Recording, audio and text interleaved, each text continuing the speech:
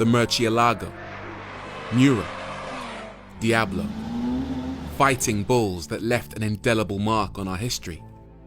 Today, a distant memory. Their legacy continues with this, the Lamborghini Huracan Evo, one of the few bulls left. It's small in stature, yet big in heart.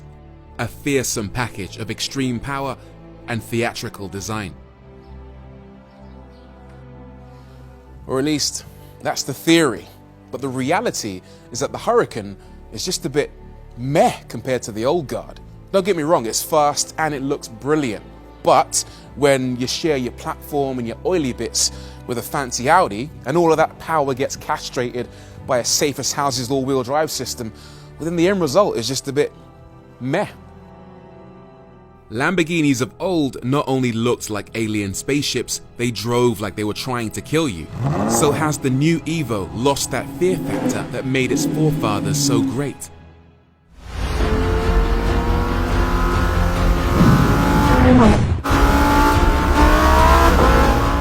Nope, that might be the case if this was the old Huracan, but this ain't the old Huracan. This is the brand new Lambo Huracan Evo rear wheel drive. This thing takes us back to what Lambos are all about. It's designed to be scary.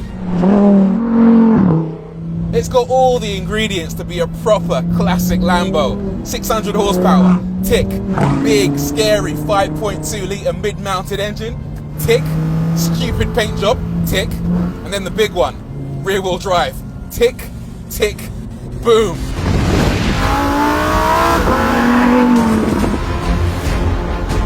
And it's the big one because that's what transforms this Lambo from a car that any joker can drive into a monster that, if you're not careful, will send you backwards through a hedge on fire.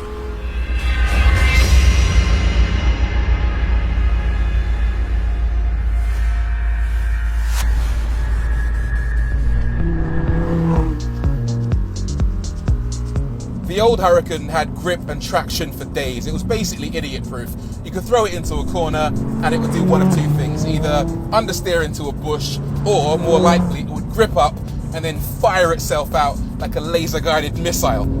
Driving the Evo rear-wheel drive is a bit like blowing up a balloon, letting it go, and then trying to catch it again. You've got to be quick. You've got to treat it with respect. It still has grip and traction, loads of it to be fair, but you've just got to be so alive to its every little movement because it is a proper animal. In the old car, if you got it wrong, you wouldn't even know about it because the four-wheel drive system would sort everything out. In this car, if you get it wrong, you still won't know about it, but that's because you'll be dead. So, there's a newfound sense of theatre to the way it drives. It's fast, fun. But does the Huracan Evo have enough theatre in the way that it looks?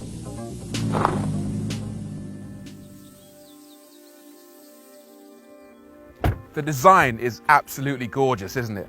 You don't really get a sense of just how cool the Huracan is until you're stood up close right next to it, but it really is silly, in a good way. But it's the little details that tip it over into the realms of absurdity. There's not a single curve on this car, apart from maybe the wheel arch. Everything else looks like it was designed with a ruler or sculpted with a samurai sword. Even the brake discs. Most cars have a brake disc. This has a brake dodecahedron.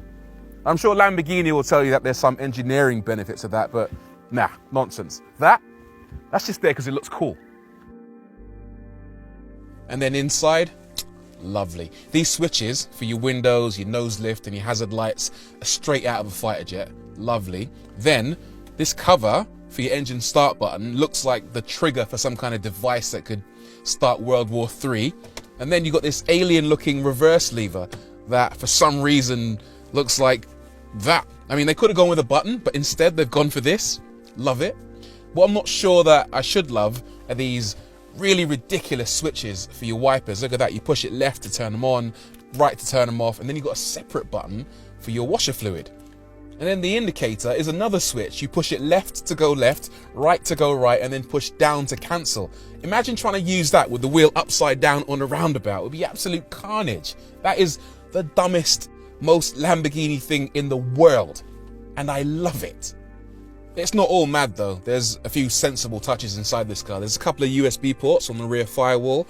There's Apple CarPlay, there's Alexa for voice control, and everything is controlled through this delicious looking 10-inch screen, although the user interface is a little bit too Lambo for my liking.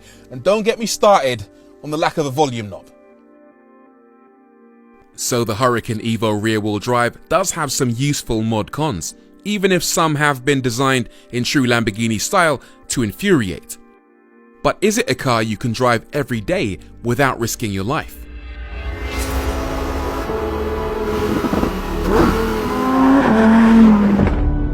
Right, so what does it feel like? Properly awesome. The steering isn't as hyperactive as I thought it might be. It's quite neutral when it's near the dead center, but it's actually really quick. Once you go past a certain amount, it's really lively, really sharp. Not brimming with feel, but it gives you enough confidence to throw it into a bend and you know exactly how much grip is there on the exit. Brakes, really, really strong. They're not carbon ceramic, these are steel, but they still do a fantastic job. The chassis balance, I've got to say, is the highlight for me. All right, it's got outrageous power and it will throw shapes, but if you're quick enough, you can catch it. It's got a few different driving modes. There's an anima switch right here on the bottom of the steering wheel, which gives you 3 different modes to choose from. There's Strada, which is Italian for street. Then there's Sport, which is Italian for sport. And then there's Corsa, which is Italian for, I've got a big, massive pair of...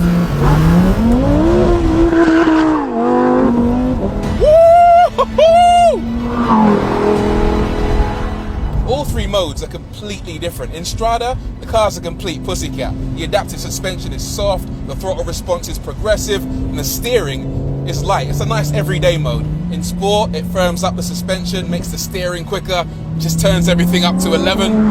And then Corsa basically turns it into a racing car.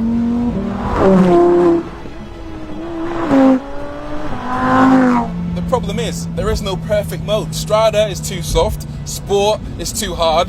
In Corsa, well, I don't think I've got appendages big enough for Corsa. And you can't customize it, you have to live with what the Lambo wants to do at any given moment. It's in Sport and Strada where you make the most of that naturally aspirated V10 engine, the same unit used in the Hurricane Performante. Except here, it's tuned to deliver 602 brake horsepower instead of 631. But it's still a free revving peach of a thing that runs to an 8,000 RPM crescendo, with every last RPM sounding more sweet than the last. In a turbocharged car, the fun's over by 3,000-4,000 RPM. In this thing, the party doesn't get started till 5 grand. And the gearbox is an absolute dream. 7-speed, dual clutch, super responsive on the upshift, fast on the downshift.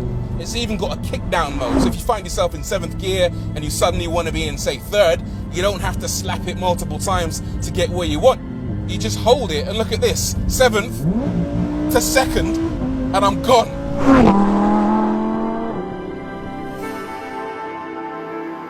So, this is a Lambo that finally feels like a Lambo should, that channels the spirit of classic Lamborghinis, but in doing so, it still remains as modern and capable as any Audi. This is a car you can push to its absolute limits 1 minute, yet take to the local shops the next on a journey to buy your essentials. This is a car that will let you hit upwards of 200 miles an hour in a matter of seconds, yet the next will happily allow you to cruise around in traffic without a fuss. It's a car that looks exotic and delicate, yet because of its reliable, proven underpinnings, adaptability, and innate toughness, is just as happy conquering an epic B-road as it is fording a river. With the Evo rear-wheel drive, they've created a Lamborghini that pays true homage to the models that came before it. It's a car you'll want to be seen in, yes, but also one you'll genuinely enjoy driving, every day and in every situation. The Hurricane Evo rear-wheel drive is a dinosaur, but in a good way. It's a throwback to when supercars were super. Fast, yes, pretty, of course, but also involving, rewarding, and also a little bit scary.